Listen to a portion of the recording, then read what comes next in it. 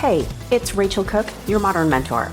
I'm the founder of Lead Above Noise, and we help companies craft amazing employee experiences and leadership development programs. You know, a lot of my work lately has been with newer leaders. They are often newly promoted or hired into leadership roles that they have every ambition of crushing. And many of them are coming through my Simple leadership program. They show up to the program hungry and curious and ready to do all the leader things. So when I kick off my program with a focus on self-awareness, I'm not going to lie. I have learned to be ready for the "are you kidding me" stares, because self-awareness seems so quiet when they are just ready to get loud. But don't worry, I win them back quickly when I explain that self-awareness is kind of the key to being amazing at work. Because as you know, if you've ever tried to read a map at the mall, you cannot get to where you want to go without first finding that "you are here" marker. I know, deep stuff. Today, let's talk about what self-awareness actually is, how you can acquire it, and how you can harness it for tremendous results, whether you're a leader or not. So first, what is self-awareness? You know, official definitions of self-awareness are all over that map. So I'm going to skip the technical and just cut straight to some plain English. Because it's really just the clarity with which you recognize your defaults, your go-to ways of thinking, doing, and expressing yourself, and also how your defaults show themselves in moments of high stress or pressure. And finally, it's about understanding how these defaults are experienced by those around you, your colleagues, your leaders, your direct reports, your clients, your partners, your customers. You get the drift. Ultimately, understanding your defaults under pressure, and the impacts of your default settings on those around you combine to be the measure of your self-awareness. You can't change what you can't see, and self-awareness makes the invisible visible to you. And the great news, and the reason why my program starts here, is that this is not just trivia.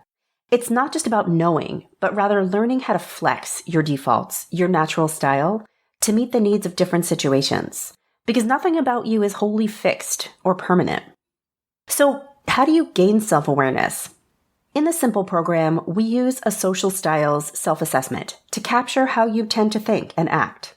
It's not a hard science, but you don't need a hard science here. You just need a way of understanding your norms and how they show up.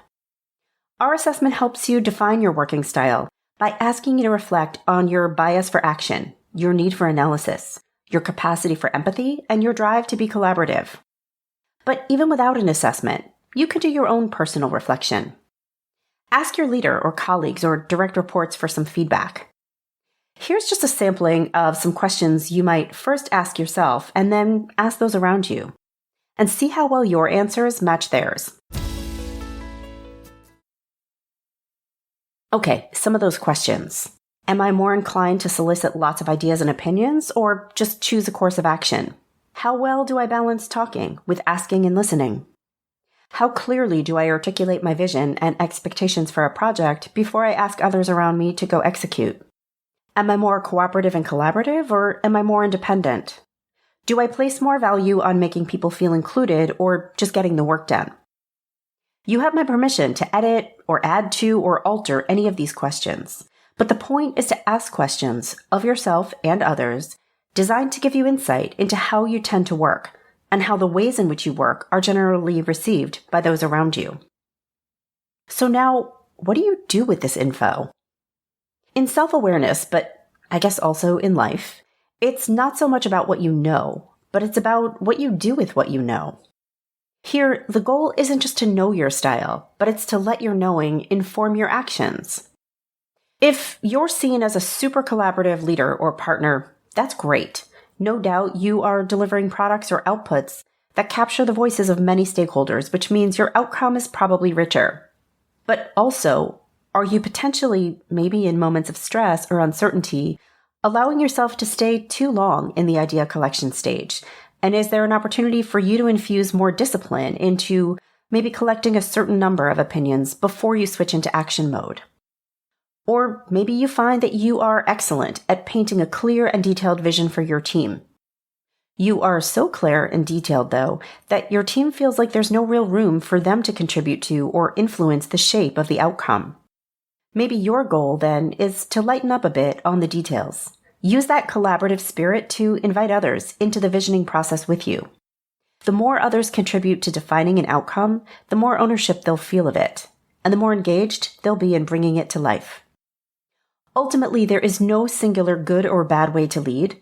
It's about knowing how we tend to lead and finding spaces to make small tweaks and changes where they'd serve your team.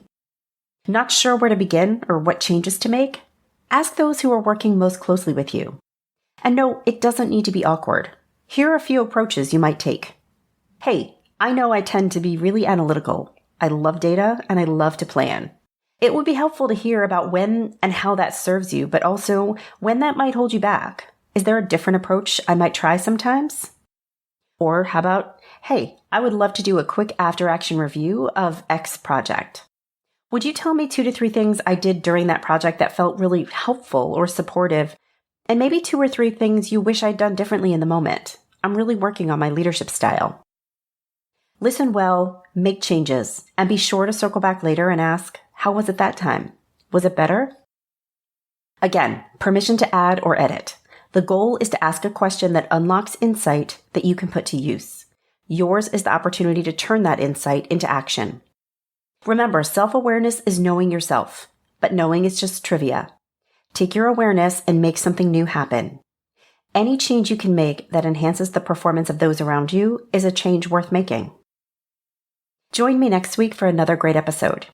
Check out leadabovenoise.com/simple if you'd like to learn more about this program. You can follow Modern Mentor on Apple Podcasts, Spotify, or wherever you listen to podcasts. Find and follow me on LinkedIn.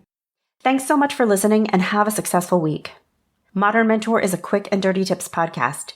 It's audio engineered by Dan Farabend with script editing by Adam Cecil. Our podcast and advertising operations specialist is Morgan Christensen. Our digital operations specialist is Holly Hutchings.